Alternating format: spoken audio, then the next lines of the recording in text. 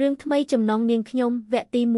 1ពិបាកលាក់ទុកក្នុងចិត្តណាស់នៅអារម្មណ៍មួយនេះគ្រាន់តែចង់មានមនុស្សម្នាក់ក៏បានអាចស្ដាប់អារម្មណ៍យើងដឹងអារម្មណ៍យើងដោយបន្ទាប់ពីបានដឹងហើយយល់ហើយនោះក៏គេមិនមើលងាយយើងផ្ទុយទៅវិញគេអាចយល់ពីយើងនិងអាចនិយាយលេងបន្ធូរអារម្មណ៍ជាមួយយើងដោយការគោរពគ្នានិងលាក់ការបានផងបើបានចឹងពិតជាពិសេសណាស់សម្រាប់អារម្មណ៍ជានារីដែលចូលចិត្តបែបរោរៀលប្លែកសម្ព័ន្ធភាពផ្សេងប្លែកអាចមានដៃគូនិយាយគ្នាបែបនេះ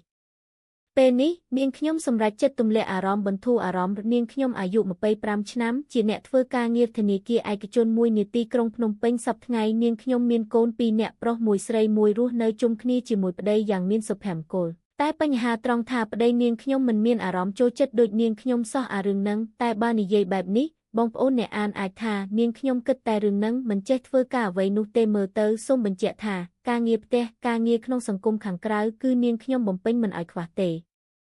ប្តីក៏តែងតែសរសើរនាងខ្ញុំជានិច្ចថាពូកែរៀបចំបាយទឹកការងារផ្ទះណាស់ហើយពេលទំនេរប្តីក៏ជួយការងារផ្ទះផងដែររួមទាំងកូនតែគ្រាន់តែចំណងនាងខ្ញុំចំពោះរឿងលើក្រែនេះវាចម្លែកណាស់ចង់បានអ្វីដែលប្លែកតែសុវត្ថិភាពនិងអនាម័យផងដែរនាងខ្ញុំឈ្មោះធីរីមុខមាត់ស្អាតបាតសម្បុរជ្រះកាត់ចិនតិចកម្ពស់វិញ